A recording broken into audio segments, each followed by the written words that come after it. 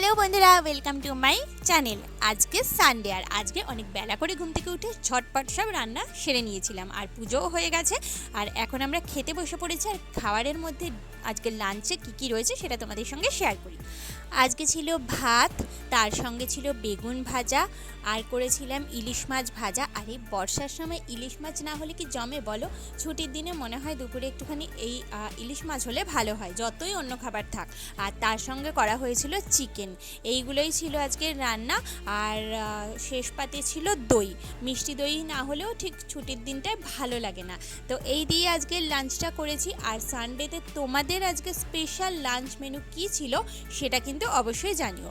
তারপর একটুখানি রেস্ট করে আমরা দুজন বেরিয়ে পড়েছিলাম ফুল আনার জন্য।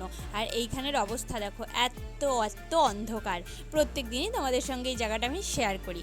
আর তারপরে প্রতি রবিবার। তারপরে আমার বর আমাকে আজকে স্টেশনে ছেড়ে দিয়ে ও গেল একটা কাজে। তো এই যে আমাকে নামিয়ে দিয়েছে আর আমি ওকে টাটা করে দিলাম একটুখানি। তো ও আমাকে নিতে আসবে, তারপর আমরা একসাথেই বাড়ি ফিরবো। তো ওর একটা কাজ ছিল, সেটাও কমপ্লিট করে নিল। আর তারপর আমি ওদিকে ফুল আনতে চলে গেলাম। তাহলে কি বলতো, সময়টা বিশেষ নষ্ট হবে না, সেই কারণেই। তারপর আমরা যখন বাড়ি এসেছি প্রচণ্ড বৃষ্টি পড়ছিল, যার জন্য একটু ভিডিও করতে পারিনি। আর এসে দেখো, এই যে ঠাকুরের জন্য বেলপাতা দুব্বো সব সুন্দর করে গুছিয়ে রাখলাম, কারণ কালকে তো আবার দ্বিতীয় সোমবার শ্রাবণ মাসের। আর এই যে বেলপাতাগুলো কত সুন্দর দিয়েছে দেখো, ছোট্ট ছোট্ট, কি ভালো লাগে না দেখতে। তো এগুলো গুছিয়ে নেওয়ার পর আমি ভাবলাম এখন কালো জাম মাখা খাবো। কালো জামগুলো অনেক দিন ধরেই ফ্রিজে পড়ে আছে, অনেক দিন কি 2 দিন হয়ে গেছে। তো এই জন্য এখন আমার বরকে বললাম তুমি একটু আজকে মেখে দাও, আগের দিন তো আমি মেখেছি।